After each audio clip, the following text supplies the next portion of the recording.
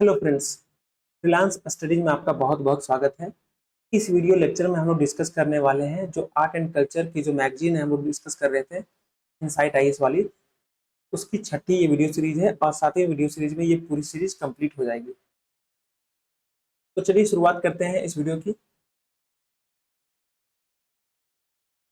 पहला जो टॉपिक आपको देखने को मिल रहा है यहाँ पर गुरु नानक के ऊपर। गुरु नानक के अभी ये न्यूज में क्यों है? क्योंकि जो 553वीं जन्म जयंती है गुरु नानक देव जी की, वो अभी मनाई गई। तो इनका जन्म कब हुआ था?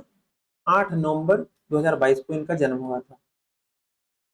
8 नवंबर 1469 को इनका जन्म हुआ था और अभी इनकी 553वीं आपको जन्म जयंती देखने को मिल रही है। तो इसी को अभी सेलिब्रेट किया गया, इसीलिए ये न्यूज में आया है। अब गुरु नानक देव जी कौन थे? ये सिख धर्म के फाउंडर थे, यानी सिख धर्म की स्थापना इन्होंने की थी।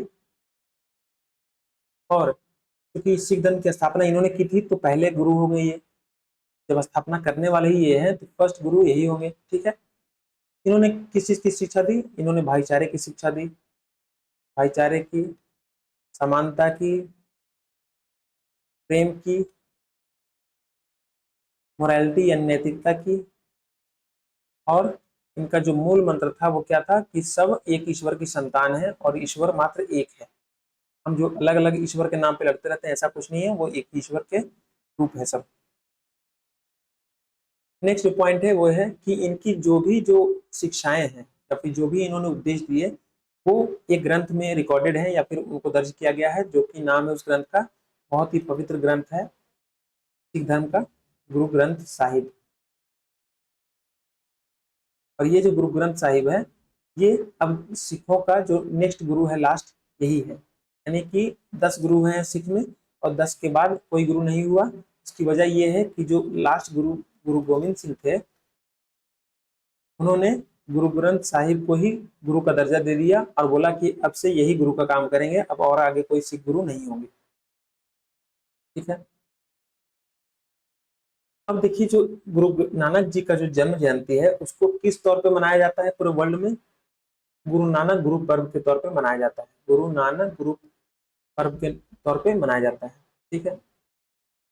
तो इस पूरे जो टॉपिक है उससे क्या सीखा? इनका 553वीं जन्म जयंती मनाई जा रही है, इसीलिए अभी ये चर्चा में आया है। ये इनका जो जन्म है वो नवंबर 8 को हुआ था 1469 में। ठीक है। ये सिख धर्म के फाउंडर थे और इन्होंने भाईचारे की बात की, इन्होंने समानता की बात की, प्रेम की बात की, अच्छाई की बात की और नैतिकता की बात की और एक ईश्वर की बात की। इनके जो भी वचन हैं और उपदेश हैं वो गुरु ग्रंथ साहिब, जो सिखों का सबसे पवित्र ग्रंथ है, उसमें दर्ज है। इनकी बर्थ जो एनिवर्सरी होती है उसको पूरे वर्ल्ड में गुरु नानक गुरु पर्व के तौर पे मनाया जाता है। ये हमने पूरा सीखा।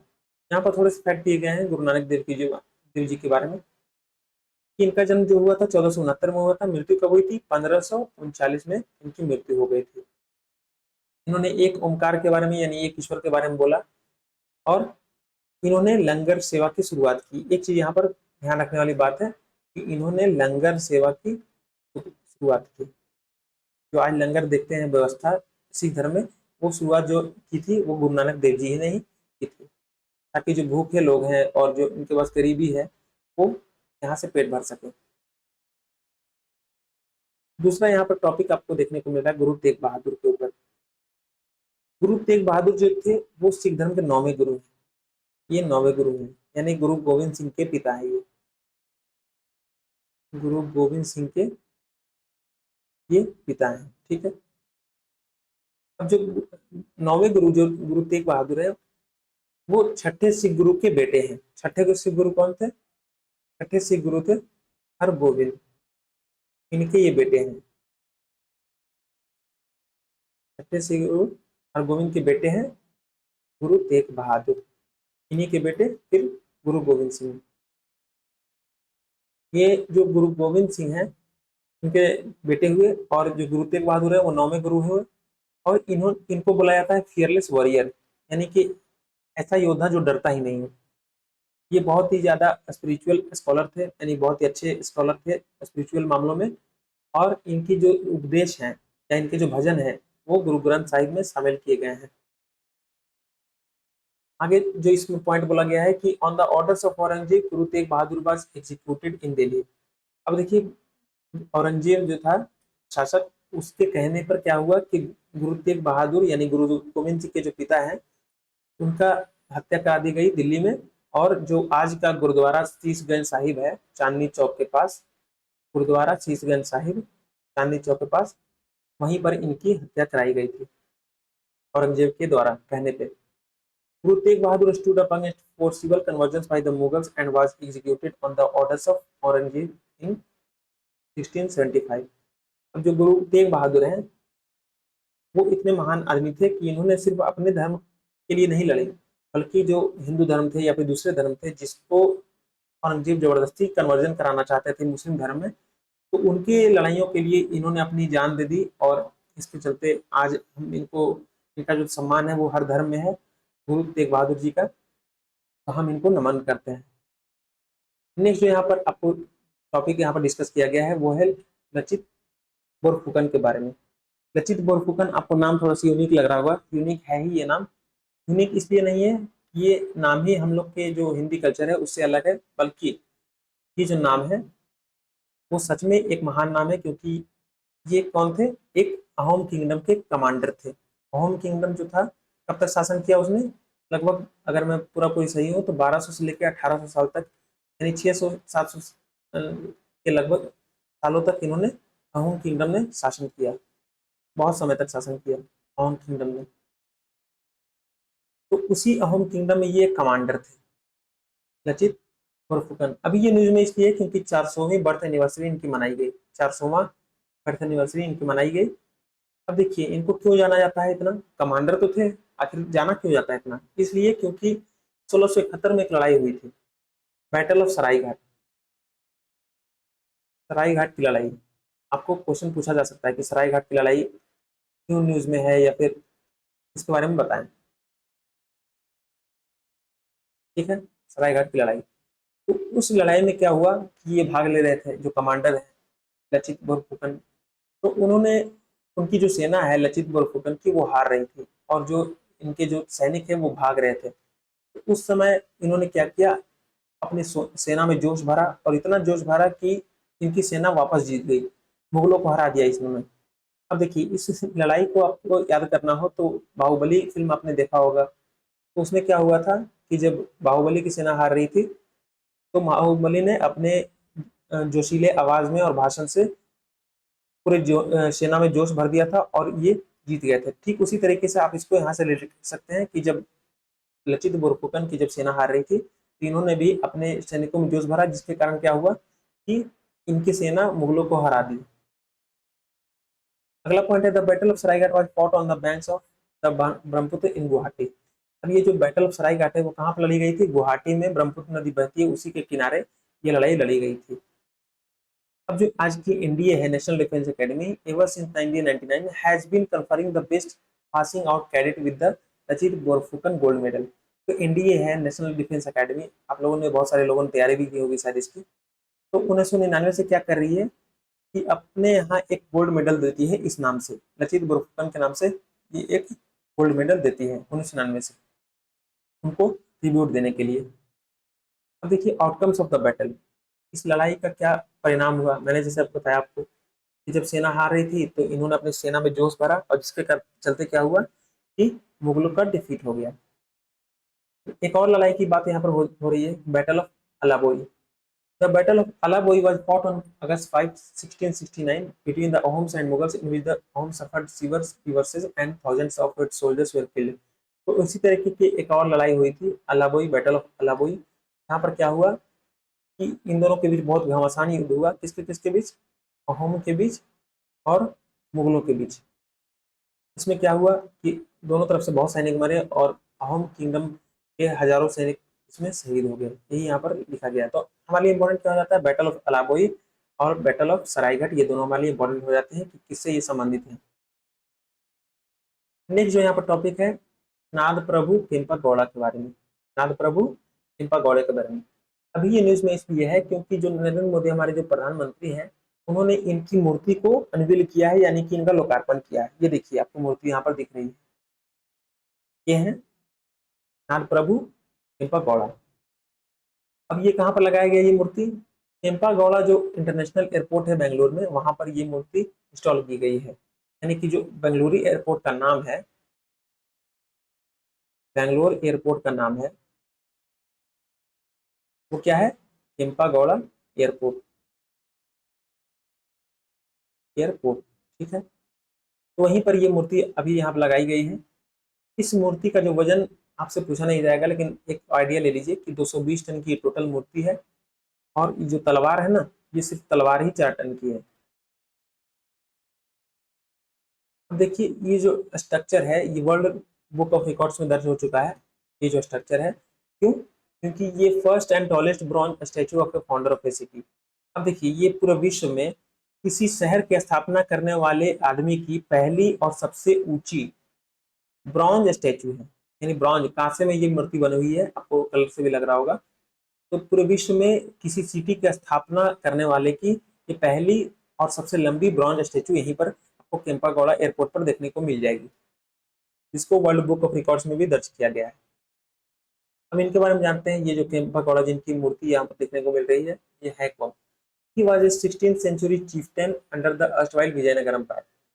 विजयनगर एम्पायर में जब शासन कर रही थी तो उसके अंदर ये एक चिफ्टन थे। 16वीं सदी में ये एक उनके अंदर चिफ्टन थे विजयनगर एम्पायर के अंतर्गत। He is credited with laying the foundation of what is today known as Bengaluru city in 1537। तो जब ये चिफ्टन थे तो इन्होंने क्या किया था कि 1537 ईस्वी में आज का जो बेंगलोर शहर है, या बेंगलुरु जिसको बोलते हैं, बेंगलुरु, बेंगलुरु हमारा हिंदी नाम है, सॉरी जो हमारा भारतीय नाम है, बेंगलोर तो अंग्रेजी बोलते थे इसको। 1537 में बेंगलुरु शहर की स्थापना इन्होंने की थी। और इनका जो नाम है, कहाँ कहाँ इनको बहुत ही ज्यादा इनको सम्मान मिलता है, कहाँ कहाँ सम्मान मिलता है? सदर्न कर्नाटका में, दक्षिण कर्नाटक में इनको बहुत ज्यादा माना जाता है। किसके द्वारा? वहाँ एक कम्युनिटी है वोकालिंगा कम्युनिटी, वो इनको बहुत ही ज्यादा सम्मान देती है। नाग प्रभु केम्पागौड़ा को जो वोकालिंगा कम्युनिटी है वो बहुत ज्यादा इनको महत्व देती है, या इनकी पूजा करती है, आप जो भी बोल सकते हैं, इनको बहुत सम्मान देती है। इस अचीवमेंट्स की बात करें, इनके क्या क्या अचीवमेंट्स हैं? इन्होंने सोशल इविल्स के खिलाफ लड़ाई लड़ी। सोशल इविल्स मतलब जैसे सती प्रथा एक सोशल इविल है, या जाति प्रथा को मानना एक सोशल इविल है, किसी को नीचा मानना वो एक सोशल इविल है। तो ये सारे सोशल इविल्स में आती हैं। तो यहाँ पर देखिए इन्होंने क्या किया कि abolish the practice of cutting the fingers of the left hand of an unmarried woman during a custom known as Bandi दिवारू।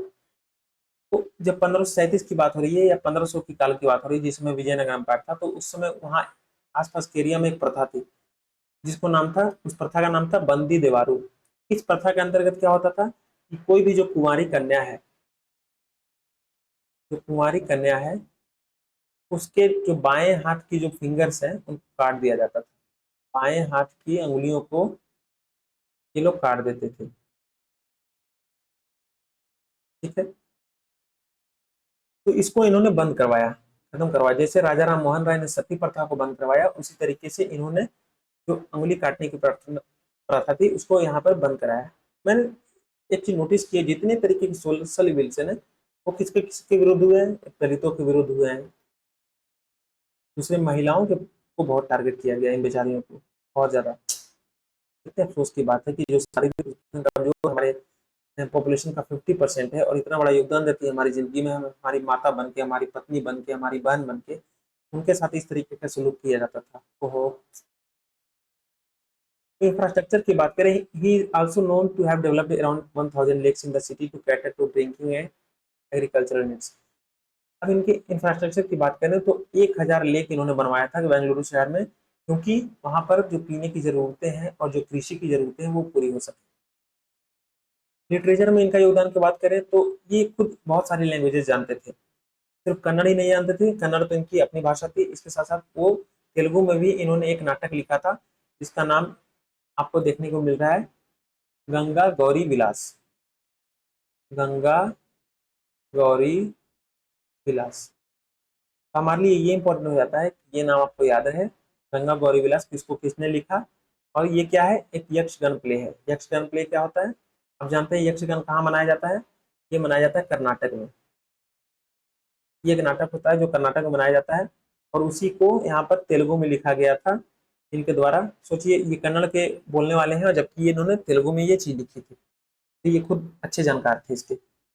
इस स्टैचू के बारे में बात करें तो जो राम वांजी सुतार हैं, जिन्होंने स्टैचू ऑफ यूनिटी बनाई थी, जो आज हम देखते हैं गुजरात में सरदार वल्लभ भाई पटेल वाली, तो वही जो पर्सन है, इन्होंने भी इसी चीज को डिजाइन किया है। ये जो मूर्ति है उसी मूर्ति को इन्हीं ने डिजाइन किया है, यानी कि स्टैचू ऑफ यूनिटी बनाने के बाद ये इस काम में लगे और इसको भी पूरा किया। राम वांजी सुतार, करंट अफेयर में क्वेश्चन आ सकता है। और नेक्स्ट चलते हैं अफजल खान के बारे में, यहाँ पर आपको देखने को मिल रही news. Afzal Khan, he was a general who served the Adil Shahi dynasty of Bijapur Sultanate in India and played an important role in its southern expansion by subjugating the Nayak chiefs who had taken control of the former Vijayanagar territory. Afzal Khan कौन है? यहाँ पर सबसे पहले आप map देखिए। ये जो मैप है, ये देखिए, यहाँ से यहाँ बंटवारा है, यहाँ पर वो नजर आ रहा है आपको, ठीक है। तो ये जो नॉर्थ वाली टेरिटरी है, ये कौन सी है? ये है बहमनी किंगडम। आपने सुना होगा, पढ़ा होगा, मिडिवल इंडिया के जो लेक्चर्स हैं उसमें आपने देखा होगा कि बहमनी और जो विजयनगर है, इसमें आपस में तुंगभद्रा नदी को लेके विवाद होता रहता था। और यहाँ है ये हमारी Vijayanagara, the great Vijayanagara empire. बहुत ही महान ये साम्राज्य था, बहुत ही महान। आज भी इसके अगर आप जो शहर हैं हम्पी, उसको अगर देखें तो आपको इसके विकास का आपको अंदाजा लगेगा, बहुत ही ज्यादा महान। अफजल खान की बात करें तो ये कौन था? आदिल शाही डायनेस्टी जो बीजापुर में शासन कर रही थी, उसमें ये एक जनरल था। आदिल शाही डायनेस्टी, ये देखिए बीजापुर आपको दिख रहा है यहाँ पर, ये है बीजापुर, ठीक है। तो यही का ये जनरल था। और ये जो जनरल था किस डायनेस्टी यहाँ पर शासन कर रही थी? आदिल शाही डायनेस्टी। ये पूछा जा सकता है कि जो मैच ऑफ द फॉलोइंग में आ जाएगा कि बीजापुर में कौन था, गोलकुंडा में कौन था, अहमदनगर में कौन था, ऐसे पूछ लिया जाता है क्वेश्चन। तो आपको याद रखना चाहिए कि बीजापुर में जो है वो आदिल शाही डायनेस्टी शासन कर रही थी, उसी का ये जनरल था। और इसने क्या किया कि जो जो बहमनी किंगडम है उसके अंतर्गत यहाँ पर आपको देखने को मिला, जो बीजापुर का ये जनरल था, तो इसने क्या किया, अपने एम्पायर को सदर्न एक्सपेंशन में इसने मदद की। यानी कि अपने एम्पायर को, ये इनका एम्पायर है, तो सदर्न तरीके, सदर्न तरफ, सदर्न दिशा में यानी कि दक्षिण दिशा में इसने अपने समाज को फैलाने में मदद की। नेक्स्ट पॉइंट है, in 1659 the Bijapur government sent Afzal Khan to subjugate Chhatrapati Shivaji Maharaj, where he was defeated and killed at the battle of Pratapgarh near Satara. 1659 में क्या हुआ, इनको इनका बाप मिल गया। मैं बताता हूँ, कोई ऑफेंस की बात नहीं है, ये हमारे पढ़ने का तरीका है। और अगर इस तरीके से पढ़ते हैं तो हमें पढ़ने में मजा आता है और थोड़ा सा इंटरेस्ट लगा रहता है। और क्या दिक्कत है, अफजल खान कोई अच्छा आदमी था नहीं, इसके अगर थोड़े से इसके बुराई भी कर दूं तो क्या जाता है। तो 1659 में क्या हुआ कि इनको मिल गया इनका बाप बीजापुर गवर्नमेंट का, कौन? छत्रपति शिवाजी महाराज। ये इनको मारने आया था, खुद मारने आया था अफजल खान छत्रपति शिवाजी महाराज को। हुआ क्या, ये खुद हारा और इसको मार दिया गया शिवाजी महाराज के द्वारा। कौन सी युद्ध में? बैटल ऑफ प्रतापगढ़, जो कि सतारा के नजदीक पड़ता है। आया था माने खुद मरा के चला गया। अब आदिल शाही डायनेस्टी की बात करते हैं, जिसके अंतर्गत ये अफजल खान जनरल था। It was founded by Yusuf Adil Shah. जैसा कि नाम से जाहिर है, इसका जो स्थापना की गई थी आदिल शाही डायनेस्टी की, जो बीजापुर में शासन कर रही थी, उसका जो फाउंडेशन किसने किया था? यूसुफ आदिल शाह ने किया था, जिसने बीजापुर के जो सल्तनत है उस पर शासन किया। और ये जो आज का बीजापुर डिस्ट्रिक्ट है कर्नाटक में, वहां पर इसने 1489 से लेके 1686 तक जो ये डायनेस्टी है यहाँ पर शासन, यहाँ पर जो चला, ये किस डायनेस्टी का शासन चला? आदिल शाही डायनेस्टी का यहाँ पर शासन चला। फिर लास्ट में क्या हुआ कि इस एरिया को 1686 की बात हो रही है यहाँ पर, तो 1686 में शासन कौन कर रहा था मुगल में? उसमें औरंगजेब भाई साहब थे। तो इन्होंने क्या किया कि इन्होंने इस आदिल शाही डायनेस्टी को जीत लिया और इनको मुगल एम्पायर का हिस्सा बना लिया। नेक्स्ट चलते हैं, दयानंद सरस्वती। दयानंद सरस्वती का जन्म 1824 में हुआ था, जिनकी मृत्यु हुई 1883 में। यानी कि जवाहरलाल नेहरू से भी 6 साल पहले ये अपनी जान, मतलब ये मर चुके थे। और अभी जवाहरलाल नेहरू अभी जन्म ही नहीं लिए थे। याद करने का तरीका है बस। PM on inaugurated celebrations commemorating the 200th birth anniversary of social reformer and Arya Samaj founder Dayanand Saraswati. तो अभी क्या हुआ है कि जैसे 1824 में इनकी जन्म हुआ था, अभी कौन सा साल चल रहा है, 2023। तो चूंकि 2024 में इनके 200 साल पूरे हो जाएंगे, तो उसी चलते ये सेलिब्रेशन किया जा रहा है, जिसमें खुद पीएम इस सेलिब्रेशन का उद्घाटन कर रहे हैं। और ये कौन थे, ये सोशल रिफॉर्मर थे और साथ साथ आर्य समाज के फाउंडर भी थे, दयानंद सरस्वती, यानी एक समाज सुधारक थे और आर्य समाज संस्था जी जो थी उसके फाउंडर थे ये दयानंद सरस्वती। तो इनके मेन मेन पॉइंट को डिस्कस कर लेते हैं। जैसे मैंने बताया, इनकी 200वीं बर्थ एनिवर्सरी अभी मनाने जाने वाली है। दयानंद सरस्वती, जिनका नाम महर्षि दयानंद भी बोला जाता है, ये एक फिलोसफर्स थे, यानी कि एक दार्शनिक थे, एक सोशल लीडर थे, सामाजिक नेता और आर्य समाज के फाउंडर थे। और जो वैदिक धर्म है उसके रिफॉर्म मूवमेंट के ये पक्षकर थे। तो इतने सारे इनमें इन्होंने काम किए। जैसे कि एक दार्शनिक भी थे। दार्शनिक कौन होता है, जो कि जीवन से संबंधित पहलुओं को सर्च करता है और उसके उत्तर ढूंढता है। सोशल लीडर यानी कि सामाजिक सुधार के बारे में काम करने वाला, इसको बोला जाता है सामाजिक नेता। आर्य समाज के फाउंडर, आर्य समाज की स्थापना इन्होंने की थी। और जो वैदिक धर्म है, इन्होंने एक नारा दिया था, बहुत प्रसिद्ध नारा, वेदों की ओर लौटो। तो वैदिक वैदिक वैदिक सॉरी वैदिक जो धर्म है उसकी, इसमें रिफॉर्म की बात इन्होंने की थी, यानी वैदिक धर्म की ओर लौटने के लिए बोला था, लेकिन बोला था कि जिस तरीके से अभी वैदिक धर्म है उसी तरीके से हमें नहीं एक्सेप्ट करना है, बल्कि इसमें कुछ सुधार चाहिए। उन सुधारों के बाद हम वैदिक धर्म को अपना लें। उसमें कुछ कमियां हैं हम मानते हैं, लेकिन उसमें कुछ सुधार करके इसको अपनाया जा सकता है, ये बात इन्होंने कही थी। इनके और भी कॉन्ट्रीब्यूशन की बात करें तो एजुकेशन सेक्टर में इन्होंने क्या किया, he was one of the first to advocate for the education of women in India. अब देखिए, ये वेदों की बात करते हैं कि वेदों के लौटो, लेकिन इनकी सोच कोई कम नहीं थी, मॉडर्न सोच थी इनकी, क्योंकि इन्होंने जो शिक्षा की बात की, किसकी शिक्षा की, औरतों की शिक्षा की बात की, महिलाओं की शिक्षा की बात की इन्होंने। He advocated for the use of Sanskrit language as medium of instruction in schools। अब चूंकि ये वेदों की लौटने की बात करते हैं, तो वेदों में कौन सी लैंग्वेज है, संस्कृत। तो ये कहते थे कि जो स्कूल है वहाँ पे ये संस्कृत लैंग्वेज को भाषा बनाया जाए, माध्यम बनाया जाए पढ़ाने का। इंग्लिश हटाओ, हिंदी हटाओ, संस्कृत को भाषा बनाओ अपनी, ये बोला था इन्होंने। इसके बाद हिंदू रिफॉर्म मूवमेंट की बात करें, he sought to promote the values of the Vedas in modern society. तो ये वैदिक धर्म को चूंकि बहुत मानते थे, इसका गहराई से अध्ययन किया था और ये जानते थे कि इसमें कुछ कमियां हैं, तो उसको ये सुधारने के लिए भी ये तैयार थे। और बोला था कि हम हिंदू धर्म को सुधारना चाहते हैं, और इसके लिए क्या चाहिए कि हमें वेदों की ओर लौटना पड़ेगा, जो वैदिक काल में जो हमारा जीवन था उसकी ओर लौटना पड़ेगा। सोशल रिफॉर्म की बात करें तो he sought to eliminate practices such as child marriage, sati and caste system. अगर इनकी बात करें कि इन्होंने कौन कौन सी जो सोशल इविल है उसको रोकने की कोशिश की, तो जैसे कि चाइल्ड मैरिज, जो बच्चों में ही शादी कर दी जाती है, बच्चों की बचपन में ही कर दी जाती है, उसको रोकने की बात की इन्होंने। सती प्रथा को समाप्त करने की बात की इन्होंने, और कास्ट सिस्टम को भी खत्म करने की बात इन्होंने की।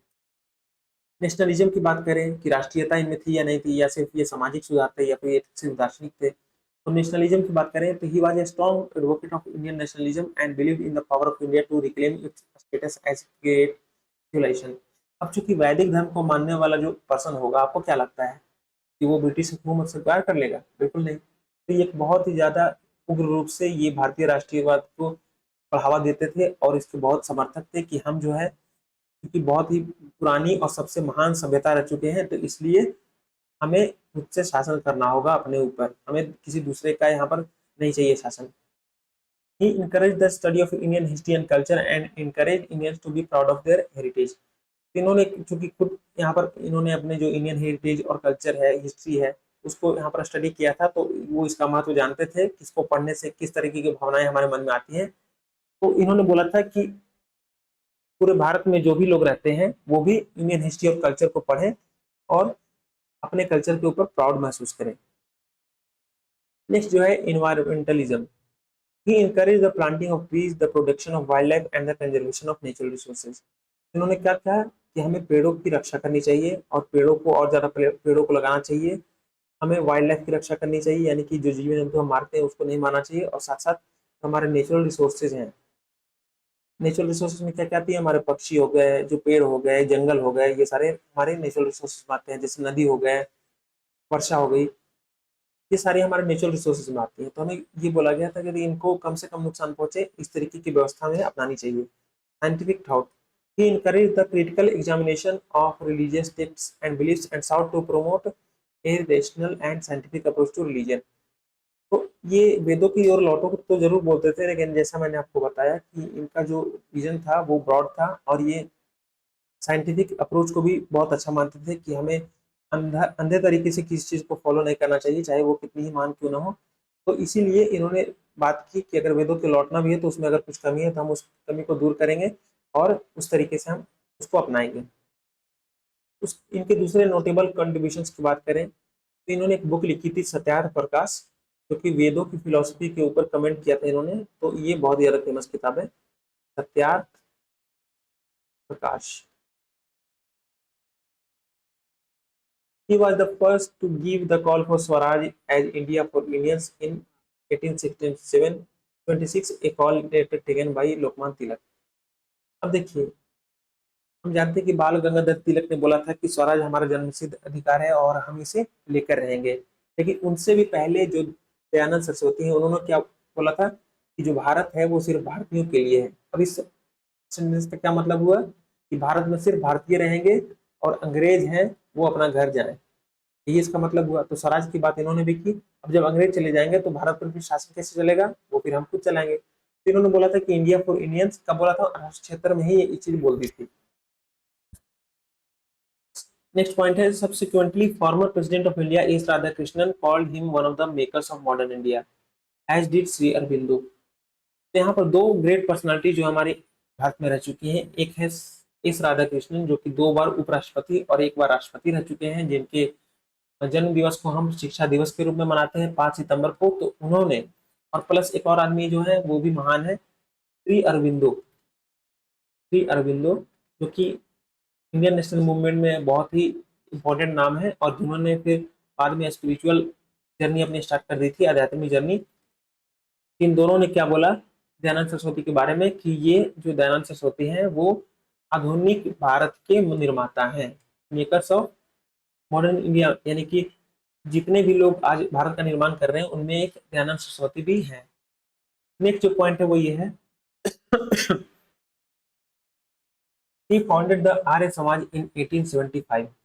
तो मैंने जैसे आपको बताया कि इन्होंने आर्य समाज की स्थापना की थी, तो ये आर्य समाज की स्थापना इन्होंने कब की थी, 1875 में की थी। It was based on the two basic tenets, Infallible authority of Vedas and monotheism. तो ये जो आर्य समाज की स्थापना की थी, तो इसका क्या सिद्धांत था आर्य समाज का कि एक तो सबसे पहले कि वेदा जो है वो इनफॉलिबल अथॉरिटी है, यानी कि जो वेदा है उसमें कोई गलती नहीं हो सकती, यानी कि जो मूल रूप से वेद है उसमें कोई गलती नहीं है, बाद में इसमें जो भी एडिशन हुआ है वो उसमें गलत है।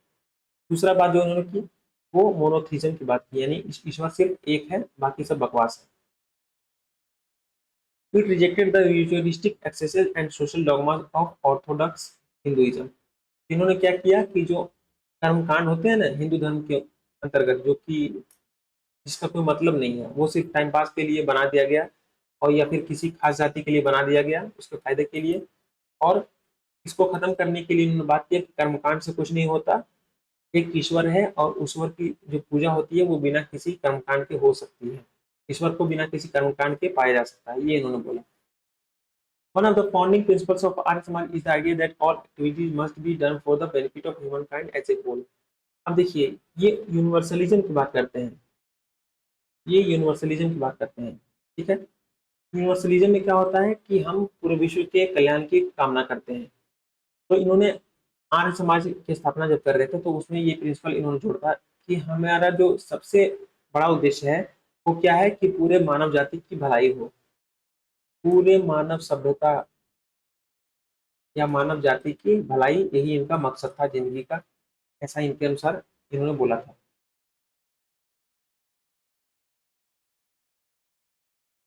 कास्ट सिस्टम पर इन्होंने क्या बोला, on the caste system, while Dayanand did not fully oppose the institutions of caste itself, he advocated for significant reform within it। इन्होंने बोला कि जो कास्ट सिस्टम है उसको पूरी तरीके से इसको अपोज नहीं किया इन्होंने, यानी कि इनको कुछ मेरिट लगता था इस व्यवस्था में, लेकिन ये कहा कि जो कास्ट सिस्टम है वो उसमें सुधार की जरूरत है, यानी इसको हटाया नहीं जाए बल्कि इसमें सुधार की जरूरत है, ये इन्होंने बोला। फिर आगे क्या बोला, citing the Vedas he claimed that caste is not supposed to be hereditary but rather on the basis of an individual talents and disposition। तो जैसा सारे बोलते हैं कि जो जाति व्यवस्था है वो सही है, लेकिन जाति व्यवस्था में क्या होना चाहिए सॉरी, ये हेरिडेटरी नहीं होना चाहिए। यानी कि मैं अगर किसान हूँ या फिर मैं एक मजदूर हूँ, तो मेरा जो बेटा होगा वो पैदाइशी मजदूर होगा, लेकिन काम अगर वो सीखता है अगर सुनार की, तो वो सुनार ही होगा। ऐसा इनका मानना था। इनका ये नहीं कहना था कि अगर मजदूर मेरा बेटा है तो वो भी मजदूरी ही करेगा जिंदगी भर। ऐसा इनका इनका मानना नहीं था, और इस चीज को ये सुधारना चाहते थे कास्ट सिस्टम में। तो ये क्वेश्चन बन सकता है कि जो एक तरफ आपको स्टेटमेंट दे दिया जाएगा कि जो दयानंद सरस्वती हैं वो कास्ट सिस्टम को पूरी तरीके से हटा देना चाहते थे। तो इस तरीके के स्टेटमेंट से आप जरा ध्यान रखिएगा कि वो कास्ट सिस्टम को हटाना नहीं चाहते थे, बल्कि इसमें सुधार लाना चाहते थे। He was against the practice of untouchability. अब जो समानता की बात करेगा वो अनटचेबिलिटी को क्यों मानेगा? तो सीधी सी बात है, वो अनटचेबिलिटी को नहीं मानते थे, अछूत की प्रथा को ही समाप्त करना चाहते थे। American spiritualist Andrew Jackson Davis called Maharshi Dayanand as the son of God. एक स्पिरिचुअल पर्सन हुए हैं अमेरिका में जो कि एंड्रयू जैक्सन नाम उनका, उन्होंने महर्षि दयानंद को क्या बोला? ये भगवान के बेटे हैं। इनको इन्होंने इतना महान बताया। नेक्स्ट यहाँ पर इनके बारे में पॉइंट है कि he started Shuddhi movement for those who sought their way back to Hinduism. तो इन्होंने एक मूवमेंट चलाया था, शुद्धि मूवमेंट। शुद्धि मूवमेंट अभी भी इंडिया में चल रहा है। शुद्धि मूवमेंट कई सारे लोग चलाते हैं। शुद्धि आंदोलन, इस आंदोलन में क्या होता है कि जो लोग जिनके पुरखे हिंदू थे लेकिन किसी दबाव में आके या किसी कारणवश वो दूसरे धर्म में चले गए हैं, तो वो वापस हिंदुइज्म में आ सकते हैं, ये इन्होंने प्रयास किया था। फिर नेक्स्ट है DAV school and colleges were started by his disciples. तो डीएवी स्कूल और कॉलेज जो आज हम देखते हैं उसकी स्थापना किसने की थी? दयानंद सरस्वती जी ने नहीं, आप गलत बोल रहे हैं। दयानंद सरस्वती जी के चेलों ने की थी, शिष्यों ने की थी। इम्पैक्ट क्या हुआ? These contributions have had a lasting impact on Indian society and continue to be relevant even today. अब चूंकि बात करें अगर इनके जितने भी शिक्षाएं हमने पढ़ी अभी तक, उसमें क्या हमें सीखने को मिलता है? पहले तो इन्होंने जाति प्रथा के बारे में बोला। तो अगर पर्सनली बोलो तो मुझे जाति प्रथा कुछ अच्छी नहीं लगती। इसको किसी भी फॉर्म में रखना मेरे लिए सही नहीं है। मैं खुद के ओपिनियन की बात कर रहा हूँ। दूसरा इन्होंने क्या बोला? यूनिवर्सलिज्म की बात की, जिसमें पूरे मानव कल्याण की बात की जाती है। ये बहुत ही अच्छा कॉन्सेप्ट, ये तो मैं हमेशा मानता आया हूँ। इन्होंने पर्यावरण को बचाने की बात की, बिल्कुल सही बात है, ये बचाना ही चाहिए। अनटचेबिलिटी को खत्म करने की बात की, बिल्कुल सही बात है। इन्होंने शुद्धि मूवमेंट चलाया, तो मुझे लगता है शुद्धि मूवमेंट चलाने से हो सकता है किसी को फायदा हो जाए, लेकिन शुद्धि मूवमेंट से एक तरीके से तनाव भी आता है, तो मैं इसको खुल के समर्थन नहीं दे सकता। तो मैं अपनी ओपिनियन बता रहा हूँ। तो इसी तरीके से आपको भी अपनी ओपिनियन डेवलप करनी चाहिए, क्योंकि इंटरव्यू में अगर ये आपको पूछ लिया गया तो इसी तरीके से आपको पूछा जाएगा कि दयानंद सरस्वती के विचारों से आप सहमत हैं या नहीं, और उसके कुछ विचार आपको फिर लिखने होंगे और उस पर अपना ओपिनियन देना होगा। तो इस तरीके से सोचने की आदत आप डाल लें। नेक्स्ट है in recent times the government has been committed to celebrating social reformers and important personalities. इजी, यानी कि अभी कुछ साल में क्या हुआ है, जब से खासकर ये जो बीजेपी गवर्नमेंट आई है 2014 से, ये क्या कर रही है कि जो हमारे जो सोशल रिफॉर्मर्स हैं और जो महत्वपूर्ण पर्सनालिटीज हमारे इंडिया की रही है, उनके ये जो उनकी बर्थ एनिवर्सरी है उसको मनाने की बहुत ही तैयारी कर रही है या फिर मनाती है। जैसे कि अभी हमने केम्पा गौड़ा का नाम सुना था, नाथ प्रभु केम्पा गौड़ा का नाम हमने सुना। फिर जो बोरफुकन जी थे, लचित बोरफुकन, अगर मैं नाम सही से ले पा रहा हूँ, जो असम में अहोम किंगडम के में कमांडर थे, उनकी बात करूँ, या शिवाजी की बर्थ एनिवर्सरी की बात करूँ, तो ये सारे जो इंपॉर्टेंट पर्सनालिटीज रही हैं इंडिया के इतिहास में, उनके लिए ये जो गवर्नमेंट है वो बहुत ही ज्यादा उनके बारे में अवेयरनेस ला रही है, उनकी जन्म जयंती को बहुत ही धूमधाम से मना रही है। तो ये बात मुझे बहुत अच्छी लगती है कि जो पॉजिटिव हमारे अंदर है उसको बढ़ावा देना ही चाहिए। नेक्स्ट पॉइंट है the government declare the birth anniversary of Birsa Munda as the Janjatiya Gaurav दिवस। अब जैसे कि जो बिरसा मुंडा जी हैं, जो बहुत ही महान ट्राइबल नेता रहे हैं, जिन्होंने अंग्रेजों को धूल चटाई और उनके खिलाफ लड़े, तो उनके जन्म दिवस को किस तौर पे मनाया जाने लगा? अब जनजातीय गौरव दिवस। ये इसी गवर्नमेंट ने किया है। नेक्स्ट है द नेशनल यूनिटी डे और Rashtriya Ekta Diwas is celebrated every year on October 31 to commemorate the birth anniversary of Sardar Vallabh Bhai Patel. अब जो राष्ट्रीय एकता दिवस कब मनाया जाने लगा? सरदार वल्लभ भाई पटेल के जन्म दिवस पर, 31 अक्टूबर को। उसके साथ साथ सुशासन दिवस कब मनाया जाता है? अगर आपको आता हो तो कमेंट बॉक्स में लिखे, नहीं तो मैं बता देता हूँ। ये मनाया जाता है आपको मेरे ख्याल से 25 दिसंबर को। 25 दिसंबर को मनाया जाता है हमारे अटल जी की जन्म जयंती के उपलक्ष्य में। इस तरीके के और भी जो दिन है वो मनाए जाते हैं, फिलहाल वो याद नहीं आ रहे हैं। संत कबीर दिवस, ये नेक्स्ट हमारा टॉपिक है, संत कबीर दिवस।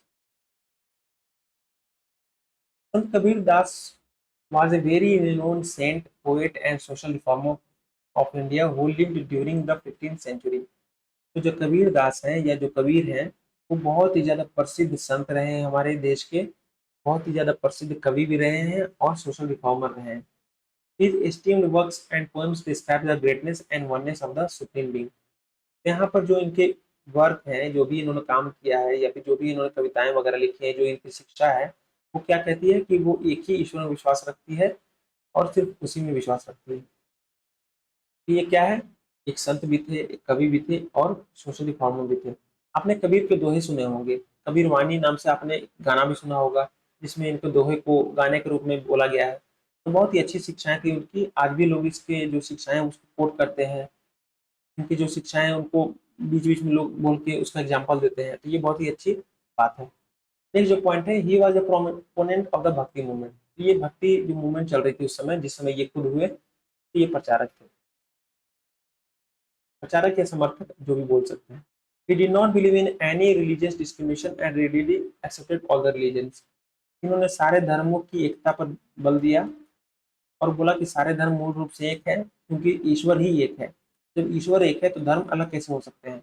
इन्होंने सारे धर्म की को अपना लिया, या फिर मान सकते हैं कि सबको सम्मान दिया। नेक्स्ट जो पॉइंट है, a religious community known as Kabir Panth was founded by him and the members of this forum was referred to as Kabir Panthis। इन्होंने एक अपने एक कम्युनिटी का स्थापना किया, धर्म की नहीं, कम्युनिटी की, इसको नाम दिया गया कबीर पंथी लोग। यानी जो कबीर के पंथ पे चले उनको कबीर पंथी बोला जाता है। ठीक है, तो जो कबीर की शिक्षाओं का पालन करते हैं उनको कबीर पंथी बोला जाता है।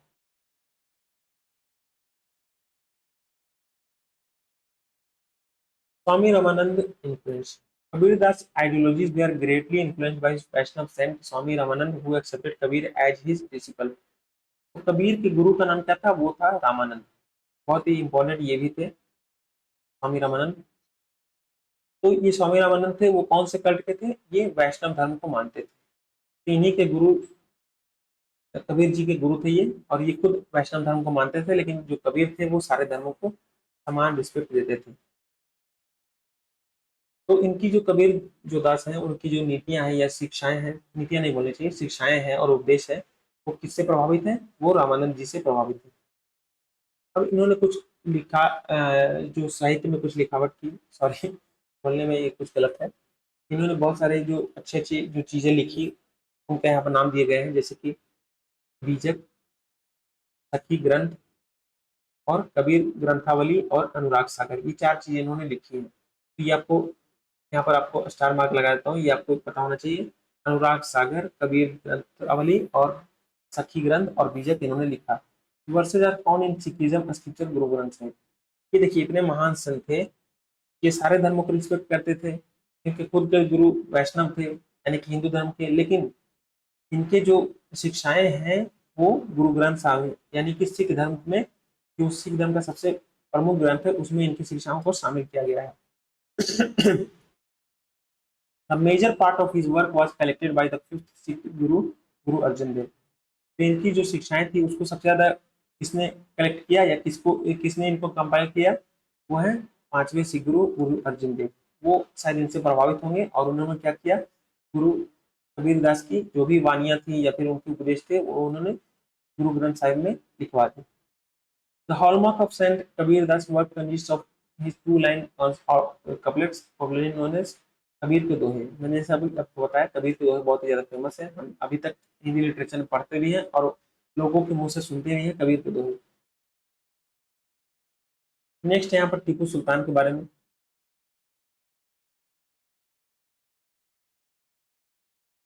नेक्स्ट जो टॉपिक यहाँ पर आपको देखने को मिल रहा है वो है टीपू सुल्तान के ऊपर। टीपू सुल्तान का नाम बहुत ही ज्यादा फेमस है, चलिए इसके बारे में पढ़ते हैं। Tipu Sultan was born as सुल्तान फतेह अली साहब टीपू इन 1750 इन देवनाहल्ली प्रेजेंट डे बैंगलोर। तो टीपू सुल्तान का पहले जन्म कब हुआ था, 1750 ईस्वी में।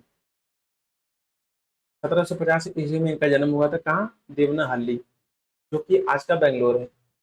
ही was born to Hyder Ali, इनके पिताजी का नाम हैदर अली था।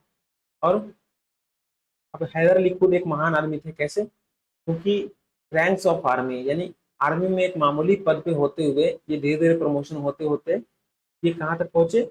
मैसूर के राजा तक बन गए हैदर अली। यानी कि सोचो कि एक नॉर्मल सा सैनिक राष्ट्रपति बन जाए, उस तरीके की बात है ये। और कहाँ के ये सैनिक थे? वोडियार, ये जो वोडियार जो उस समय के जो शासक थे उसके अंतर्गत ये आर्मी में एक सैनिक थे, और वहां से फिर ये मैसूर के शासक बने। Hyder Ali seize power in 1761 with Tipu succeeding his father in 1782। Hyder Ali ने कब शासन यहाँ पर अपना शुरू किया? 1761 में। और उनके बेटे जो टीपू सुल्तान है उन्होंने कब शासन शुरू किया? 1782 में, यानी कि 32 साल की उम्र में उन्होंने शासन संभाला था। कंट्रीब्यूशन ऑफ टीपू सुल्तान, अब इनके जो टीपू सुल्तान का जो कंट्रीब्यूशन है उसके बारे में देखते हैं। और the first Anglo Mysore was 1767 to 1769 at the age of 17 and subsequently against the Marathas and in the second Anglo-Mysore war। देखिए 17 साल की उम्र में ये बंदा युद्ध लड़ रहा था। ये टीपू सुल्तान है, 17 साल की उम्र में लड़ रहा था युद्ध। पहला एंग्लो मैसूर वॉर जो है इसने लड़ा था, उसमें इसमें भाग लिया था 1767 में, यानी मात्र 17 साल की उम्र में। उसके बाद ये मराठाओं के विरुद्ध भी लड़ा। उसके साथ साथ जो सेकेंड एंग्लो मैसूर वार हुआ 1780-84 में, उसमें भी इसने भाग लिया। He fought company forces 4 times during 1767 to 1799 and was killed defending his capital Srirangpatnam in the fourth Anglo-Mysore War। तो अंग्रेजों से इसकी लड़ाई जो है वो 4 बार हुई। 1767 से शुरुआत होकर 1799 तक 4 बार लड़ा, और फाइनली 1799 में इसकी मृत्यु हो गई। ये इतना मतलब इससे लोग डरते थे अंग्रेज कि जब मरा तो इसके मरे हुए शरीर पर भी इन्होंने गोलियां दाग के चेक कर रहे थे कि ये मरा कि नहीं। Next, Tipu reorganized his army along European lines using new technology, including what is considered the first war rocket। अब देखिए टीपू सुल्तान की मुख्य बात यह है कि इसकी खासियत यह है कि जो इसकी सेना है वो इसने यूरोपियन लाइन पे ऑर्गेनाइज कराई, यानी कि जो देसी लोग थे उनको यूरोपियन लाइन पर ट्रेनिंग दी और उनको सेना में भर्ती किया। और फिर उसने क्या किया? न्यू टेक्नोलॉजी का उपयोग करते हुए उसने फर्स्ट वार रॉकेट बनाया, यानी पूरी दुनिया में जो पहला वार रॉकेट बनाया था वो टीपू सुल्तान जी ने बनाया था। और इससे उनके टेक्नोलॉजी के प्रति रुचि के बारे में जाना जा सकता है। नेक्स्ट है device the land revenue system based on detail surveys and classification in which the tax was imposed directly on the peasant and collected through salaried agents in cash, fighting the state's recourse base। अब देखिए कृषि हमारे जो भारत की जो अर्थव्यवस्था है वो कृषि पर निर्भर है। अभी भी हमारी 50% जो आबादी है वो कृषि पर निर्भर है। जीडीपी में योगदान लगभग लगभग 18% के लमसम अभी है इसका। अब मैन्युफैक्चरिंग सेक्टर है वो भी कहीं ना कहीं कृषि से अपना माल जो है वो लेती है बहुत सारा। तो कृषि सेक्टर हमारे लिए बहुत ज्यादा इंपॉर्टेंट है। तो आज के समय में जो कृषि सेक्टर की ये हाल है, तो आज से 200 साल पहले की बात सोचिए जब और कोई उद्योग धंधे थे ही नहीं, तो उस समय जो भी आय होती थी स्टेट को वो सिर्फ कृषि से ही होती थी। कृषि जो कृषि करते थे लोग उनको टैक्स लगाया जाता था, ठीक है, क्योंकि सारे लोग कृषि करते थे तो सब पे टैक्स लगता था। तो कृषि से ज्यादा टैक्स कैसे वसूला जाए, इसके लिए उन्होंने क्या किया कि जो भी टैक्स लगेगा उससे पहले वो लैंड रेवेन्यू सिस्टम को उन्होंने दुरुस्त किया। कैसे? कि बहुत ही ज्यादा जो खेत है, जो भी खेत है उनका सर्वे कराया, उनका वर्गीकरण किया कि कौन सा खेत किस तरीके का है, कितना उपजाऊ है, उस पर कौन सी फसल हो सकती है। और उसके बाद सैलरीड एजेंट रखे, यानी कि पैसे देके लोगों की भर्ती की कि जाके उन जो जो भी हमारे स्टेट के अंदर के जो भी खेत है वहां पर जाके सर्वे करो, और कितना फसल हुआ उसके अनुसार वहां से रेवेन्यू कलेक्ट करके यहाँ पर ट्रेजरी में भरो उसको। ठीक है। नेक्स्ट पॉइंट है मॉडर्नाइज एग्रीकल्चर। इसने एग्रीकल्चर को मॉडर्नाइज किया है। साथ साथ जो वेस्ट लैंड है यानी पड़ती जमीन है जहाँ पर कोई खेती नहीं होती उस पर कृषि की शुरुआत हो, इसके लिए वहां पर टैक्स ब्रेक दिए, यानी कि आप अगर पड़ती जमीन पर शुरुआत करेंगे खेती की तो हम आपको पिछले सॉरी जो अगले 5 साल है यानी शुरुआती 5 साल उस पर आपको कोई टैक्स नहीं लगेगा। तो इस तरीके की एडवांटेजेस दी, जिससे क्या हुआ बहुत सारी जो पड़ती जमीन थी उस पर खेती शुरू हुई। फिर उसके बाद क्या किया इसने? सिंचाई व्यवस्था की दुरुस्त करवाया, इंफ्रास्ट्रक्चर को दुरुस्त कराया, जो पुराने डैम थे उसको रिपेयर कराया, और जो एग्रीकल्चर मैन्युफैक्चरिंग थी और सेरिकल्चर थी उसको बढ़ावा दिया। तो मेंस के लिए भी इम्पोर्टेंट है कि टीपू सुल्तान का योगदान पे अगर क्वेश्चन आ जाए तो आपको इस सारी बातों को आप लिख सकते हैं। इसके साथ साथ उसने एक नेवी भी बनाई जिससे वो ट्रेड को बढ़ावा दिया जा सके, क्योंकि ये दक्षिण में शासन करता था। मैसूर जो है वो दक्षिण का राष्ट्र है, यहाँ पर ये कर्नाटक आपका है, तो यहाँ पर आपको मैसूर कहीं पे है, तो ये दक्षिण से समुद्र से यहाँ पर आपको अरबियन सी देखने को मिलता है। आप समझ सकते हैं कि इन्होंने नेवी क्यों रखी थी। Commission a state commercial corporation to set up factories, एक कॉर्पोरेशन की इसने स्थापना की थी, स्टेट कमर्शियल कॉर्पोरेशन, ताकि फैक्ट्रीज की स्थापना की जा सके, यानी कि मैन्युफैक्चरिंग को बढ़ावा दे रहा था। ठीक है, मैन्युफैक्चरिंग को बढ़ावा देना चाहता था ये। नेक्स्ट जो इंपॉर्टेंट पर्सनालिटी में पढ़नी है वो है सावित्री भाई फुले जी। बहुत ज्यादा रिस्पेक्टेड नाम है हमारे हिस्ट्री में, सावित्री भाई फुले जी। इनका जो जन्म हुआ था वो महाराष्ट्र में हुआ था, नाई गांव करके एक जगह है महाराष्ट्र में, वहां पर इनका जन्म 3 जनवरी 1831 में हुआ था। अब फुले जो है, सावित्री बाई फुले, उनको माना जाता है कि जो इंडिया की first generation modern feminist. Feminist किसको बोला जाता है? जो कि औरतों के अधिकारों की पक्षधर होती है। तो पहली बार अगर किसी महिला के नाम ली थी, पहली बार किसी ने महिलाओं की पैरवी की इतने बड़े लेवल पे, तो वो कौन थी? Savitri by Phule. She became the first female teacher in India in 1848। तो मैंने आपको बताया था पहले लेक्चर में, जब प्रीलिम्स के क्वेश्चन डिस्कस कर रहे थे हम लोग टॉपिक वाइज, तो बताया था आपको कि 18, अगर कोई भी जो पहला हो रहा हो घटना आपको पहली बार देखने को मिली तो उसको आपने नोट कर लेना चाहिए। पहली फीमेल टीचर कौन है? सावित्री बाई फुले इंडिया में, जिन्होंने 1848 में ये चीज हासिल की। इन्होंने गर्ल्स के लिए अपने पति के साथ मिलकर एक स्कूल भी खोला, और इनके पति भी एक बहुत ही महान समाज सुधारक थे। वो कौन थे? Jyotirao Phule. The two also worked against discrimination based on caste-based identity, something vehemently opposed by the orthodox section of society in Pune. अब इन्होंने क्या किया कि कास्ट बेस्ड जो आइडेंटिटी है, जाति प्रथा वाली जो व्यवस्था थी, जिसके आधार पर हर व्यक्ति को जाति के आधार पर वहां पर सूचित किया जाता था या पहचाना जाता था, सोसाइटी में स्थान मिलता था, वहां पर इसके विरुद्ध इन्होंने काम किया। और इसके चलते क्या हुआ कि वहाँ जो पुणे में, चूंकि ये पुणे के रहने वाले थे, आसपास के महाराष्ट्र के इनका जन्म था, तो पुणे ये आते आते रहते थे, तो वहां पर चूंकि इन्होंने बहुत समय बिताया, तो वहां पर ये समाज सुधार का काम करते थे और जाति व्यवस्था का ये विरोध करते थे। तो वहां पर जो पुणे के जो ऊंचे वर्ग वाले लोग थे, जो कि जाति प्रथा के समर्थक थे, वो इनका बहुत ही इनके विरोध में खड़े हो जाते थे। ठीक है।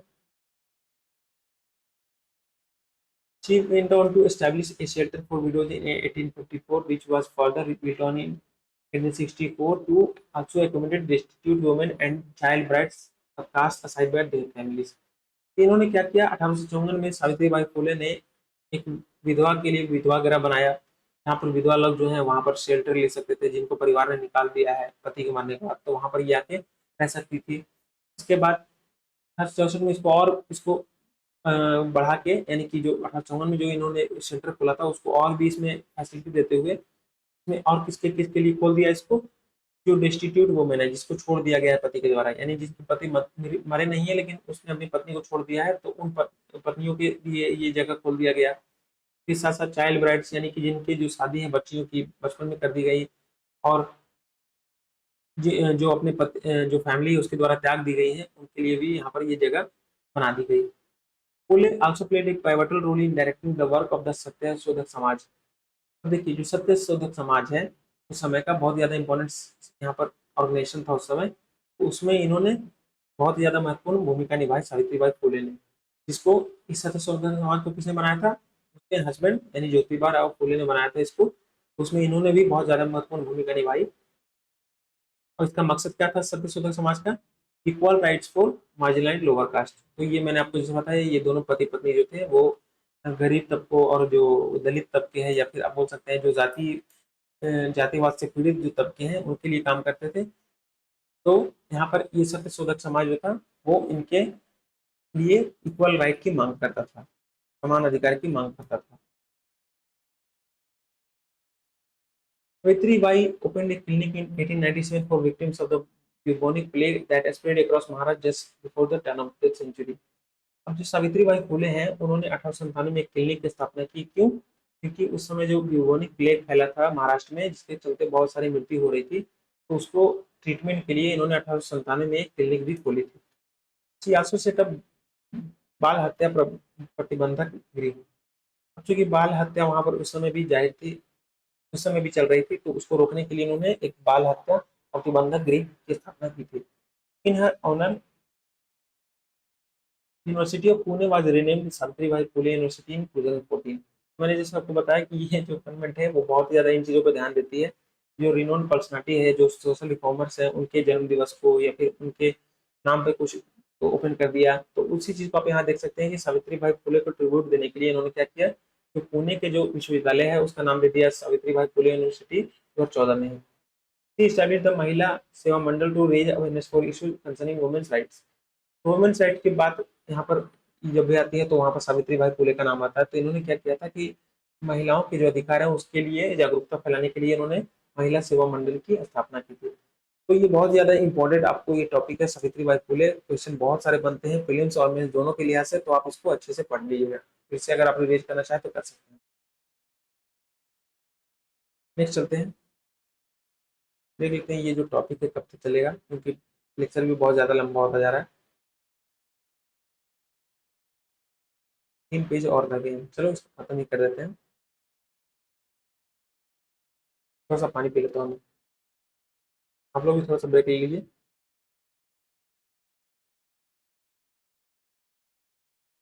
तो बिरसा मुंडा जो है हमारा नेक्स्ट टॉपिक है। बिरसा मुंडा बहुत ज्यादा इंपॉर्टेंट नाम है। On the occasion of tribal leader Birsa Munda's birth anniversary, the centre hold that the second Janjatiya Gaurav Diwas on November 15 to celebrate the contributions of tribal communities to Indian culture. अब देखिए हुआ क्या है कि जो हमारे जो बिरसा मुंडा है, जो कि एक ट्राइबल लीडर थे मुंडा समुदाय के, तो उनके जनजातीय गौरव दिवस का शुरुआत किया गया उनके बर्थ एनिवर्सरी के रूप में। यानी कि जो उनकी बर्थ एनिवर्सरी है, अब किस नाम से जाना जाएगा उसको, या किस नाम से मनाया जाएगा, जनजातीय गौरव दिवस के रूप में उनको मनाया जाएगा। और ये जन्म कब होता है इनका, नवंबर 15 को। ठीक है, नवंबर 15 को इनको जन्म हुआ था, तो उसी दिन को जनजातीय गौरव दिवस के रूप में मनाया जाएगा। बैकग्राउंड की बात करें तो government has also paid tribute to the other pre independence era tribal leaders recently by inaugurating the statue of Allaru Sitaram Raju and tribal museums.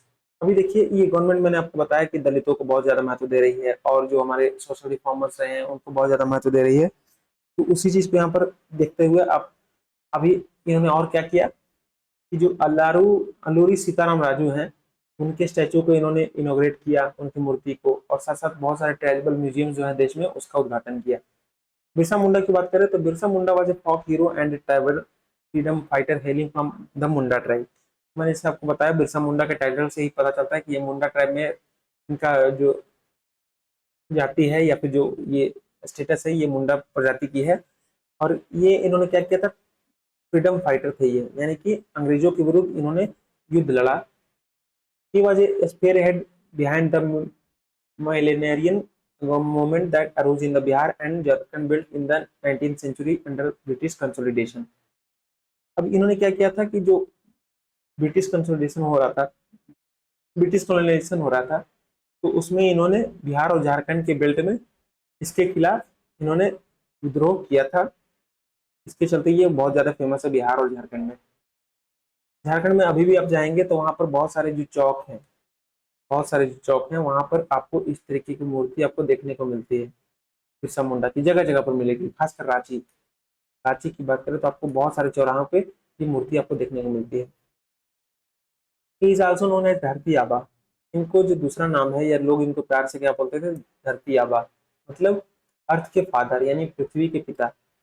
मैंने जैसे आपको बताया 15 नवंबर को जन्म हुआ था और 1875 में इनका जन्म हुआ था और 1900 में इनकी मृत्यु हो गई थी।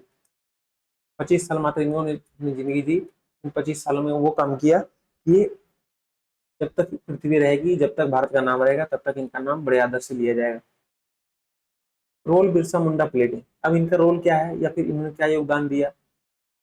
फ्रॉम 1886 टू 1890, यानी 1886 से लेकर 1890 तक बिरसा मुंडा कहाँ पे रहे, चाईबासा जो झारखंड में आज पड़ता है वहां पे ये रहे।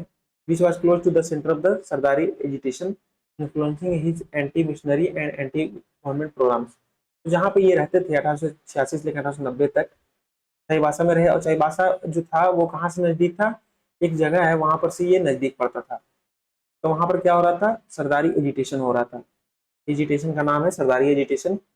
इसके चलते क्या हो रहा था वहां पर, इनके ऊपर भी बहुत प्रभाव पड़ा इस चीज का, और जिसके चलते इनके अंदर ब्रिटिश विरोधी भावनाएं जागृत हो गई।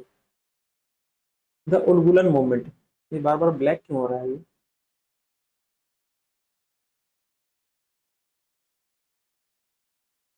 उलगुलन मूवमेंट की बात करें तो 1899 में उलगुलन मूवमेंट हुआ था। तो मुंडा encouraged the tribals to refuse following colonial laws and drive out foreigners using women and guerrilla warfare। तो उलगुलन मूवमेंट क्या है, ये 1899 में हुआ था।